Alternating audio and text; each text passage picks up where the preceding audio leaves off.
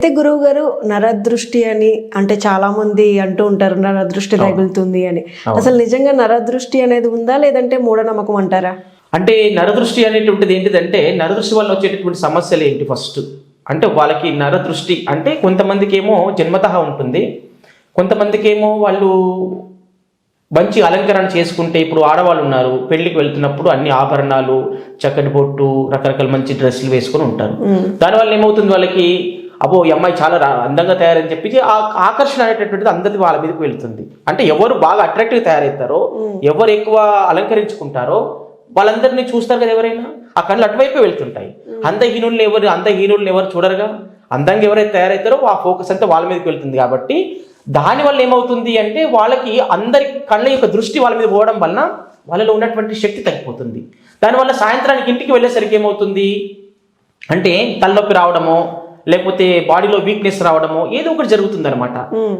వాళ్ళు అందంగా ఇంటికి వెళ్ళేసరికి అలా పడిపోతారు ఇంటికి వంగని.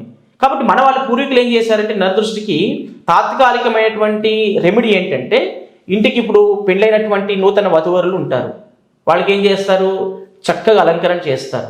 అంటే రకరకాల ఆభరణాలు పెట్టి రకరకాల కొత్త కొత్త దుస్తులు పడడము, కొత్త పువ్వులు అవి రకరకాలు పెడుతుంటారు. అవన్నీ పెట్టడం వల్ల ఏంటంటే వాళ్ళు చక్కగా అలంకరణ మిగతా వాళ్ళకంటే విశేష అలంకరణ వాళ్ళ ఉంటుంది. కాబట్టి వాళ్ళను అందరి యొక్క కొన్ని వందల వేల మంది పెళ్లికి వస్తారు, బంధువులు కానీ తర్వాత స్నేహితులు కానీ రకరకాల వాళ్ళందరూ కూడా వస్తుంటారు. అందరి ఫోకస్ ఎవరిపైన ఉంటుంది, ముఖ్యంగా వధూవరుల మీద ఉంటుంది. వాళ్ళ మీద అందరు చూస్తారు, వాళ్ళే చూస్తారు ఇలా తయారుగా. కానీ ఇంకోటి అంటే తాత్కాలిక వాళ్ళకి ఆ యొక్క నరదృష్టి వాళ్ళకి తగలకుండా కూడా ఏం చేస్తున్నారంటే దిష్టి పుట్టని పెడుతున్నారు వాళ్ళకి. కానీ అది కూడా కొంతవరకు కొద్ది మేలు జరుగుతుంది, కానీ పూర్తిగా దానివల్ల ఉపశమనం కలగదు. కాబట్టి వాళ్ళు పూర్తిగా రిమూవ్ కావాలి, వాళ్ళు ఉన్నటువంటి అందరి యొక్క దృష్టి రిమూవ్ కావాలి, వెళ్ళిపోవాలి అంటే ఇంటికి రాగానే రకరకాల రెమెడీ చేస్తున్నారు. ఇట్లా గుమ్మడికాయ తిప్పి కానీ, లేకపోతే అన్నంలో పసుపు అవన్నీ కలిపి కుంకుమ లాంటి కలిపి తిప్పివేయడం కానీ, లేకపోతే నిమ్మకాయ తిప్పివేయడం కానీ, లేకపోతే సాల్ట్ తిప్పివేయడం కానీ, ఇలాంటివి జరగడం వల్ల వాళ్ళకి రిలీఫ్ వచ్చేస్తుంది అనమాట. ఇలా నరదృష్టి రిమూవ్ చేసుకోవడానికి అనేక పూర్వకాలం నుంచి మనకు పెద్దవాళ్ళు చెప్పినటువంటి అనేక ఉన్నాయి. దాంట్లో మిరపకాయలు తిప్పేయడము, ఇలాంటి ఆవాలు తిప్పేయడము, ఇలాంటివన్నీ కూడా చేయడం వల్ల ఏంటంటే వాళ్ళకి తాత్కాలికంగా ఉపశమనం దొరుకుతుంది అనమాట. కానీ మనం ఏంటంటే ఉదాహరణకు ఒక ఇంట్లో వెళ్ళినప్పుడు వాళ్ళకి నరదృష్టి ఉందా లేదనేది ఐడెంటిఫై చేయొచ్చు. తర్వాత ఇండివిజువల్కి కూడా వాళ్ళకి నరదృష్టి ఉందా లేదా ఐడెంటిఫై చేయొచ్చు.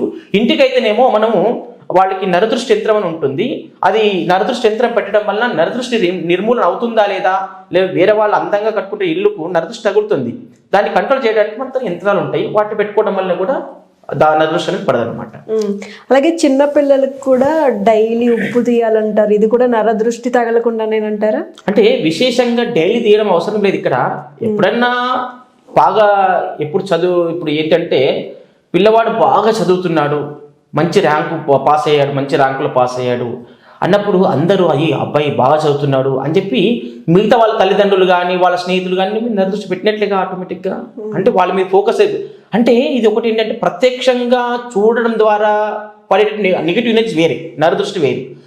నరదృష్టి అనేటువంటిది పరోక్షంగా కూడా పడుతుంది. ఎందుకంటే వాడు ఎక్కడో అమెరికాలో ఉంటాడు, వాడి ఫ్రెండ్స్ ఇక్కడ ఇండియాలో ఉన్నారు అన్నప్పుడు వాడు ఏదో అక్కడ గొప్పగా సాధించలేదు, ఘనకార్యం సాధించాడంటే వీడి ఎనిమి ఎవరైతే వీడి శత్రువు ఉన్నాడో వాని మీద ఇంటర్నల్గా వాని గురించి బ్యాడ్గా ఆలోచించినప్పుడు ఆటోమేటిక్గా వీని యొక్క నెగిటివ్ ఎనర్జీ వీరు ఆలోచించినటువంటి ఆలోచన వాడి మీదకి ఎఫెక్ట్ పడుతుంది.